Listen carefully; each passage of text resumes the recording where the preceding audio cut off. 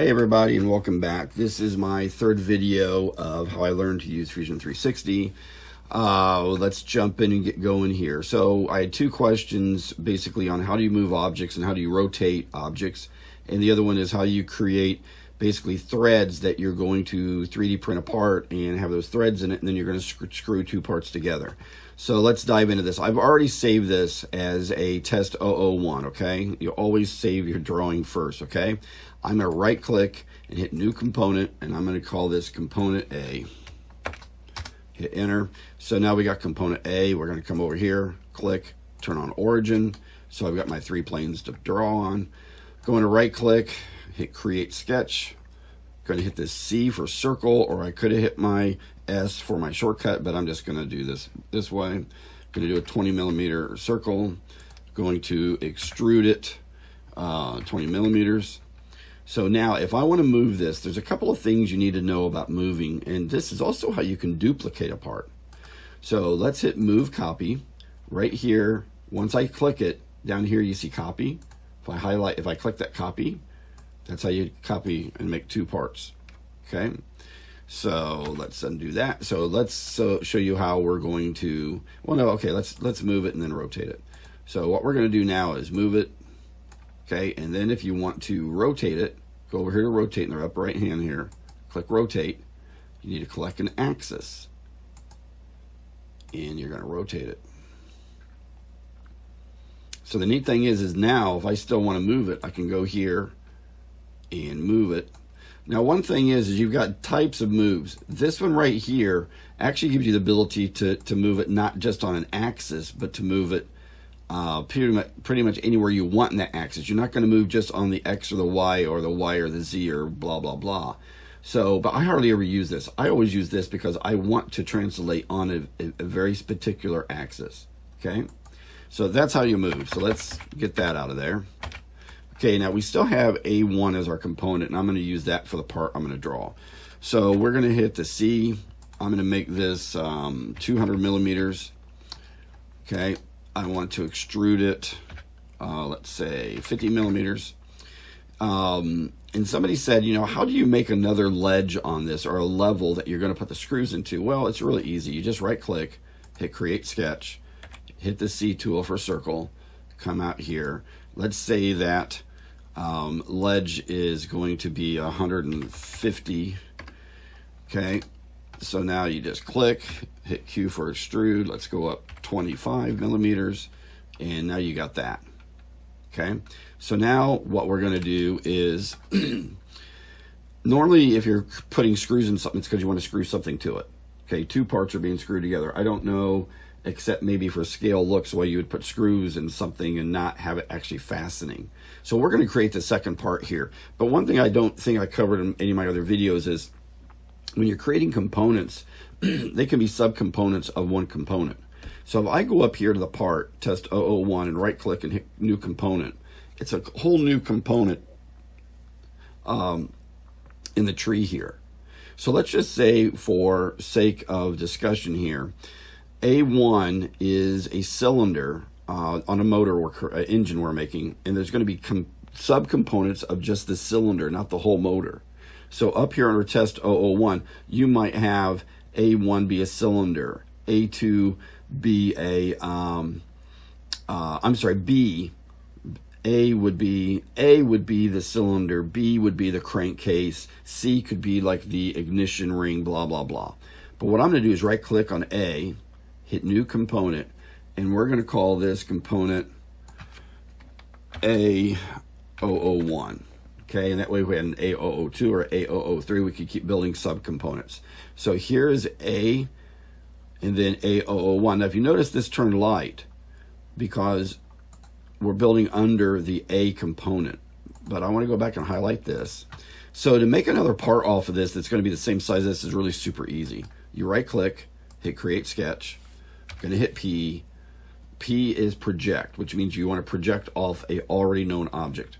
Going to hit enter. Going to hit OK. Then I'm going to hit this and hit Q and make this 25 millimeters thick. Okay, and now we have two components here. So if you go back up to A and click it, you see two separate components. Now, if you want to keep these completely separated, you can hit A. And what I mean by separated is visually. If you visually want to make sure you know these are two different parts. So what I'm going to come down here and hit white ABS. A opens up appearances. I never pick colors from down here. I make my own colors. So right click, hit duplicate, hit right click, duplicate. So now I got two different colors. So what I'm going to do is drag the white down to here, and then I'm going to double click and open the white. And we're going to make this some kind of a blue, let's say. And hit done. And this one right here, we're going to make some kind of an orange, because I like orange. And hit done. So there's my two different colored parts. Okay, I'm going to close that. So now we're going to put the hole through that's going to be screwed together. So I'm going to right click here, hit create sketch. It's very easy. If I want to do the center of this, is just grab the line tool, grab here and here, and then when I hit my C for circle tool, you just find the center of that line, and I'm going to make this a 6mm hole for now. Okay, now if you want to, that line does not want to be part of your drawing, so you can hit X, and notice it went dotted. Now it does not show up here. So look, I'm going to show you that again.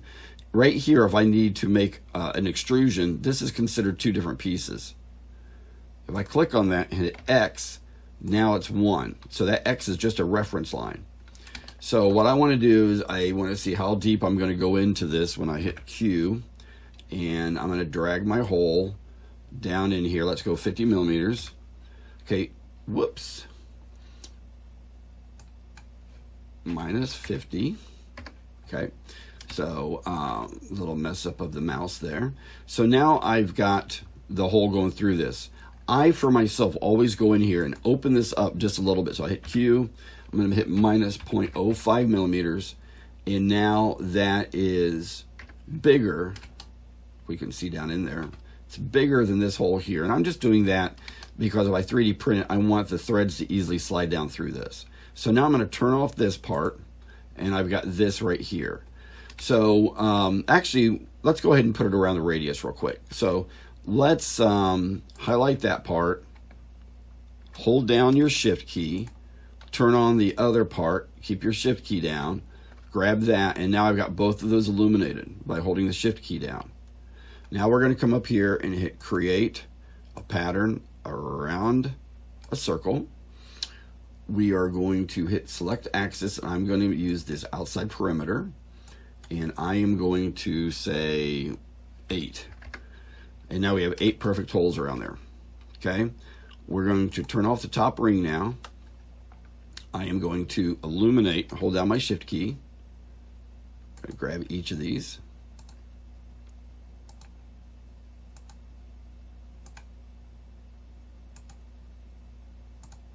Come up here, hit create a thread. Now I want the thread to be molded, so when I 3D print it, it's actually got threads in there. I can still run my tap through it, but by having those threads in there, it makes my tap really easy to get in and out. Hit OK, and if you notice, I've actually got threads in that. And now, if by some reason I was afraid that this was going to be too tight, okay, and if you look in there, it won't be too tight. That will still slide through there. You could always make this top part, the holes bigger to make it easier to get your bolt in there. But that's basically how you do this, everybody. One last thing I do want to cover real quick is the importance of creating different components. So here's the firewall I designed for the MSL2, okay, and the motor mount. So this is one part. This is a sub part of the firewall. Okay, right here, the motor mount. Okay, I forgot to attach those to that. Oh, let's do that real quick. So if you've drawn a part and you need to attach everything to it, you can basically come up here, hit modify, and hit combine. Okay, I'm going to highlight this,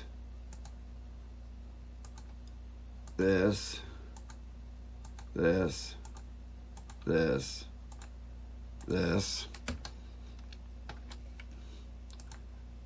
this, this. Hit OK. And now, I'm kind of going off the fly here. I probably shouldn't have done it that way, but let's see if, yep, see, they're all combined now. They're all one part. Okay, so that's how you can make everything be one part if you need to.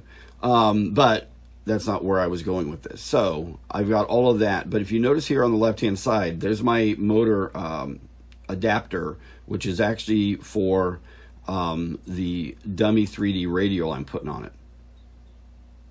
Okay, so here's my hacker motor, and these red things here are what's actually going to hold the 3D printed radial on my motor mount. And then the new exhaust that I'm designing,